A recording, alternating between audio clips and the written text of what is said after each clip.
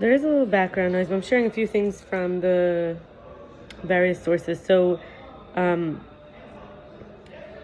starting out with H.org, prophecy is basically a prophet is someone who has a direct line of communication with God. Literally, the word Hebrew navi has to do with opening the lips. In other words, just being a lip opener for God's voice to come through. Accurately predicting the future is the main thing that we consider as a role of a prophet.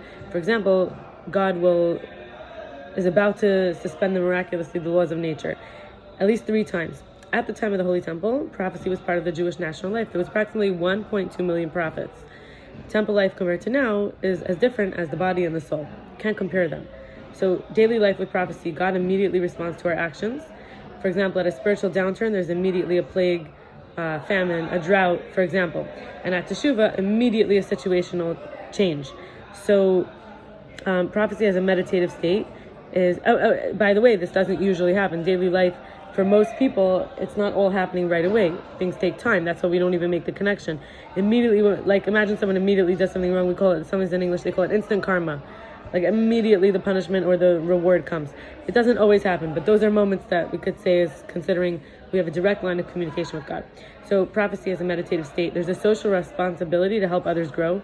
A prophet could discern from the highest levels of what aspect is holding someone back, whether it's a physical ailment, or it's like you wouldn't go to a doctor, you went to the prophet. That's causing and what's causing the problem, and really what's the spiritual flaw that's causing sickness and how to correct it. The prophet understands the deepest level of the soul and has confidence in knowing the advice is flowing directly from the Almighty. So I want to share just in terms of like 5 tracks of Judaism. It's from the book The Indisputable Truth. I really like how they said it. So 1, personal growth, purpose of life, happiness, love, friendship, knowing ourselves, overcoming fears, developing and fixing our traits, whether it's anxiety or anger, or developing patience. You could say generosity. 2 is spirituality, which is a lot about death, afterlife, body and soul, angels, Jewish mysticism. 3 is philosophy and Jewish philosophy and contemporary issues. So we have the existence of God, the Torah from Sinai, science versus creation, the woman's role, evolution. Then we have Jewish practice, which is Shabbos, brachos, which is blessings, Lashon HaKodesh, which is the holy tongue, original Hebrew, not the modern spoken Hebrew or the written Hebrew. It's like original Hebrew, and tefillah, which is prayer. 5 is Jewish literacy, story of the Torah, overview of Jewish history, the Talmud, the Jewish life cycle. And I'm going to share Sarah Esther Crisp. I hope it's not too loud in the background. I hope you can hear me. Sarah Esther Crisp says on the Inter-Inclusion website that the word pearl is called paninim. The external is the face, is called panim. And it says the eyes are the windows to the soul. You could see on someone's face how they're feeling and so on. Like at face value, it often means the outside, but actually it is very related to the inside, because you could see the word panim, and panemius means internal. So speaking of internal, it's like when we have, let's say we're working on something, for example, anger.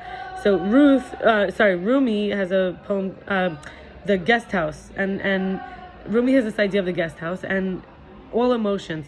So I'm thinking of my father, the anger in my family is a scary face, threats with violence, humiliation, blaming, shaming.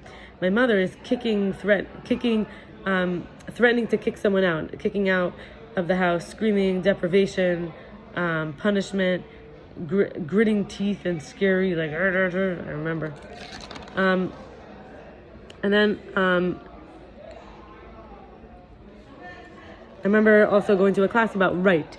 So Rabbi Paltiel says being right, so doing right correctly is greater than being right correctly. So like just do right, do righteousness rather than need to be like correct, to be the right one, not needing an other to argue with, and rather winning by to win you over by not overpowering you, by proving and convincing you of your wrongness. So this is positive action, and the only authority of self is to be right. So this is a higher level of righteousness when we do the work. I want to talk about will. Our will has a lot to do with this. So willing, unwilling. So I was looking at it. There's a few things. There's sacrificing our freedom, privacy, and independence. We could be willing or unwilling.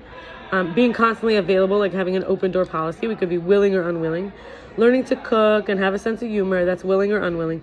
Dressing and adorning beautifully, stylishly, willing or unwilling. Being self-sacrificing without seeing results, willing or unwilling. Releasing preconceived notions and presumptions, willing or unwilling. And trust a compassion that has not felt my exact pain, willing or unwilling. And I'm going to share like a peace treaty. I remember there was a relationship, and many years, actually it's not that long ago, I wrote this down. So this is an example of a peace treaty, right? We're talking here about like basically doing things for the sake of, to have a direct line of communication with God. So direct line of communication with God. So how do we do that? By one of the names in Hebrew for God is peace, which is shalom. Wholeness. Shalom also means wholeness. So to be whole, to be in peace, whether the person is right or wrong, whether they've done something that angers us or not, being whether we have things we're willing to do or unwilling, just being in a peace treaty. So being kind always, which means if I'm not able to be kind, it's not a time to talk to you. Once we say something, they say now the arrow has already been pulled and strikes. People say things when they're angry and they regret it. So calming down before fights escalate, and recognizing the home should be peaceful and harmonious, not adding fear and pressure to others' perception of the future. In other words, making them feel threatened or nervous. Unconditional love and support. If you can't give love, then recognize that you have an agenda. Like if you only want to give conditional love, only if they do what you want will you be kind. So then recognize that's that's blaming and accusing the other for human feelings and control issues, instead of getting our own supports, whether it's meditation, community, therapy, or prayer. A big part is apologizing and acknowledging mistakes and improving from them. Reconnecting regularly with the shared value, goal, and mission that the two people have. Practicing gentleness during challenges as a witness, not a critic. Doing fun things together, like visiting new places, museums, parks, and galleries. Allowing each other to go to each one's own pace. Making time for play and enjoyment together. We call that often decompression. It does say that the opposite of trauma is not safety, it's play. No hypocrisy with cleaning, resources, health, hygiene, spiritual work.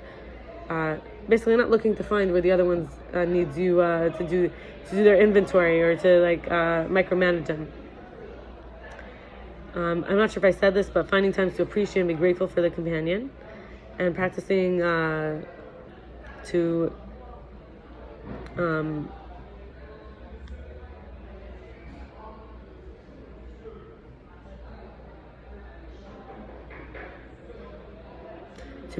be whole in oneself.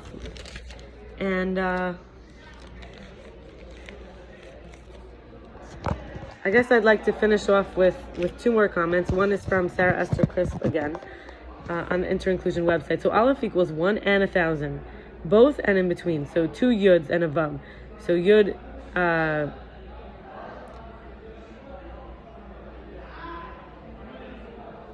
like the letter Aleph. I wonder if I could show you somewhere with something in front of me right now.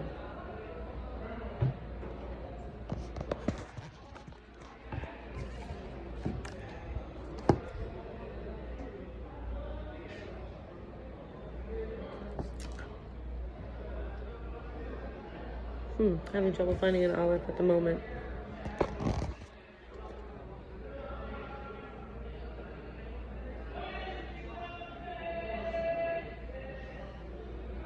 I'm in a place where there's tons. Should be right here. Let me see if I can find it on this paper. Yeah, here. That first letter right here.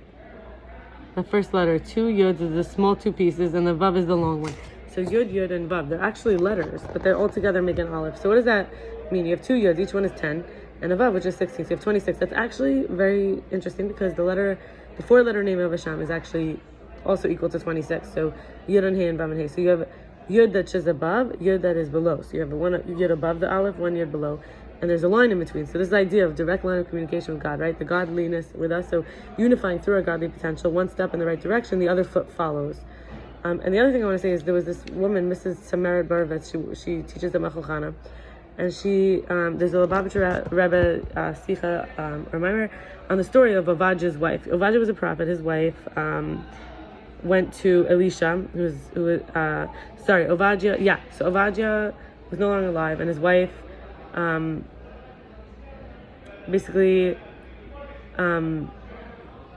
Speaking of navi, remember I said it means speech, niv sifasayim, like the lips express and communicate. So this woman is Avadja's wife. As far as I remember, maybe her husband passed away or he was stuck somewhere. But anyway, she didn't have money, and the king Achav, the indebtor, the one who said that she needs to give up her sons to work for him, actually is considered like the animal soul. The woman herself is like a neshama, a soul, and the divine soul. And the vessels are the mitzvahs. So basically, what happened? She went to Elisha and he said, "Get all the vessels and pour, and I'll give you. You'll be able to pour oil, and it will continue till you run out of vessels." So the vessels are the mitzvahs. You can continue, fill them all up, and they last for your life. And you don't have to be selling your sons. The sons are all in love. You don't have to sell your sons to the animal soul, which means fear and lust, right? Desire and fear. So children are produced by this. So the children are produced by our knowledge, our wisdom and our understanding, our left brain, our right brain, when they come together. And so either we could do that with love and fear, or we could do it with we don't have to sell, or either we could do it with love and fear of physical things, what came after us, or we could do it about before. So for example, when we don't love and fear God, what came before us, we end up having it's called avat zarot. It's like loving foreign love, and yirot zarot, foreign fear, like basically loving what came after us instead of what came before us. So I'm going to stop here and say we're all, the topic is really like a direct communication to God. We're all with God. We're all godly, and that's the common denominator.